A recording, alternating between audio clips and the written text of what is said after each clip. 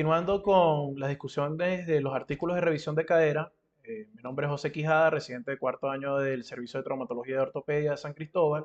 El día de hoy tenemos dos artículos importantes para debatir. El primero es un artículo el cual se realizó entre el año 1997 y 2016 con un tiempo estimado de 19 años aproximadamente, donde describen las características y los factores relacionados con la mortalidad a los 30 días de los pacientes que se encuentran hospitalizados con una muestra aproximadamente de 1.177 pacientes con fracturas de cadera.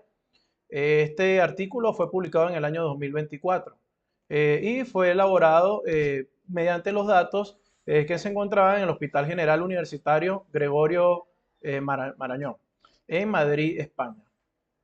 Bueno, debemos tener en cuenta que las fracturas de cadera son patologías frecuentes, el cual tiene un gran riesgo de morbilidad y mortalidad y que tiene como un gran riesgo complicaciones de estos pacientes si no son atendidos y no se realiza una resolución quirúrgica precoz.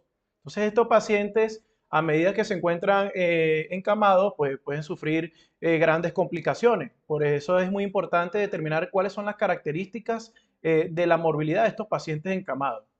Entonces se realizó este estudio, el cual fue una muestra de 10.000 pacientes aproximadamente, pero en el estudio, pues obviamente se obtuvieron criterios de inclusión y de exclusión. Uno de los criterios de exclusión de estos pacientes eran las fracturas patológicas y las fracturas de los pacientes jóvenes con fracturas de alta energía.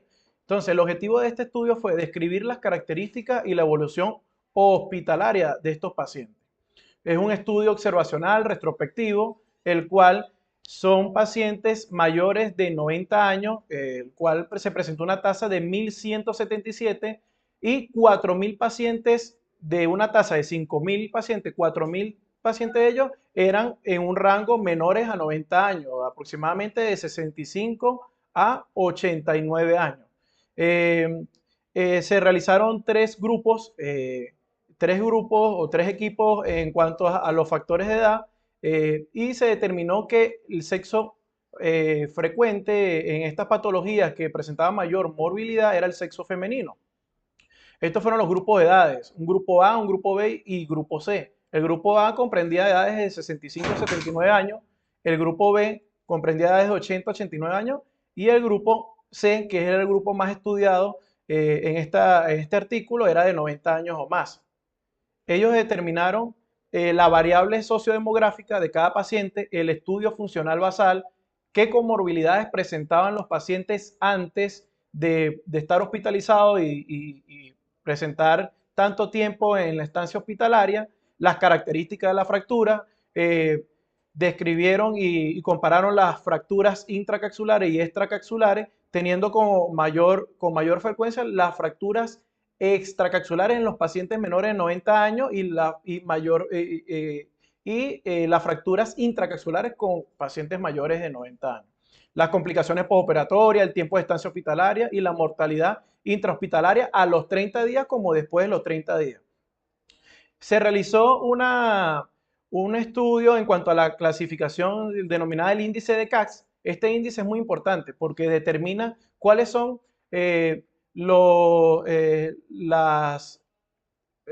movimientos básicos que puede realizar un paciente, como bañarse, vestirse, son todo lo cotidiano que puede realizar un paciente previo a un acto quirúrgico. Esto fue más conversatorio con el paciente 2 semanas antes de la fractura. Por medio de la historia clínica, se le comentaba al paciente qué hacía 2 semanas antes, si era independiente o dependiente a la hora de bañarse, a la hora de vestirse, a la hora de usar el retrete, cómo era su movilidad, la alimentación, todo de acuerdo a la dependencia e independencia. Y había una clasificación de la letra A hasta la G, si era exitosa o si tenía déficit en cuanto a su dependencia física.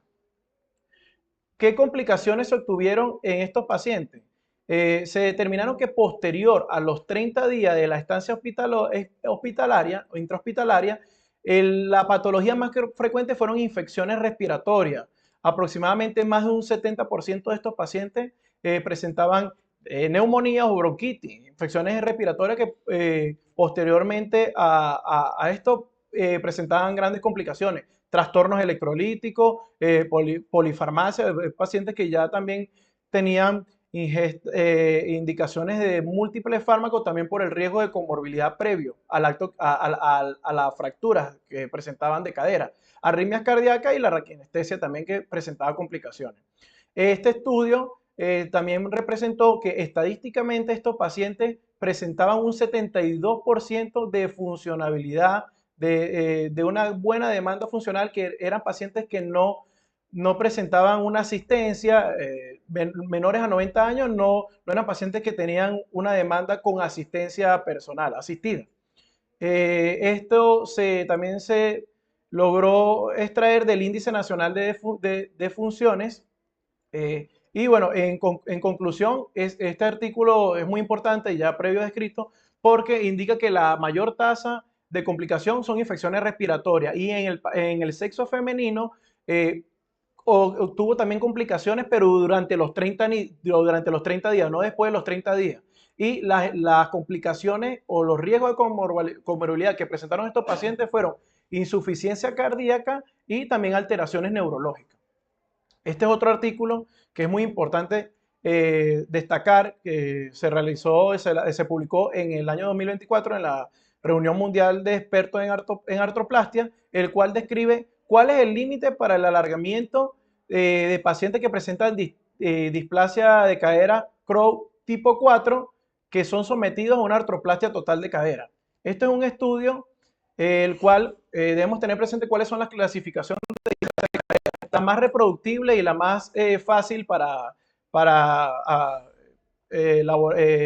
diagnosticar al paciente y ver el grado de severidad es la clasificación de Hart-Ophila-Kiddis. Esta determina cómo se encuentra presente el acetábulo y la cabeza, la relación que tiene, siendo tipo A una articulación coxofemoral con una alteración leve del techo acetabular, la tipo B existe un polioacetábulo o un nuevo acetábulo que tiene continuidad con el acetábulo anterior, y la tipo C es una cadera totalmente luxada donde hay un nuevo acetábulo. También existe la clasificación de Crowe, que es una clasificación más compleja porque demuestra todas las descripciones en cuanto a la cabeza femoral, a la orientación que presenta la cabeza femoral y cómo se encuentra el acetábulo. Siendo así, la tipo Crowe 1 existe un desplazamiento del 25 a 50%, la tipo 2 del 50 al 75%, la tipo 3 al 100% y la tipo 4 ya es una cadera totalmente displásica, desplazada del acetábulo y el cual presenta un poliacetábulo. Entonces, este artículo determina que se obtuvieron grandes resultados en diferentes tipos de revistas, de revistas en internet, el cual presentaron más de 1000 pacientes y determinaron que estos pacientes que eran sometidos a una artroplastia total de cadera, ya pacientes adultos, presentaban una discrepancia, ya sea unilateral o bilateral. ¿Y qué describe este artículo? Que estos pacientes que eran sometidos a artroplastia total de caderas tenían que hacerle otro tipo de procedimiento quirúrgico para un alargamiento femoral, el cual presentaron pacientes que se le realizaron un alargamiento mayor a 40 milímetros o 4 centímetros y presentaron alteraciones neurológicas y alteraciones como distensión del nervio ciático. Entonces, también presentaban contracturas de la cadera en flexión y determinaron que según estos artículos estudiados, como Cavata y colaboradores, determinaron que el riesgo de complicaciones neurológicas podía aumentar cuando el alargamiento de la extremidad superaba casi el 9 a 10% de la longitud femoral y que se podían utilizar diferentes técnicas quirúrgicas como distracción con clavo o tutores externos iliofemoral o liberación perisarticulares pero el procedimiento quirúrgico más frecuente era la osteotomía de acortamiento femoral. Eh, en fin, la conclusión de este artículo, que es de gran importancia, es tanto a las complicaciones, el cual se realiza alargamiento en pacientes con displasia de cadera CROW 4, el cual no se debe aumentar los 40 milímetros de alargamiento, así el paciente presente discrepancia significativa.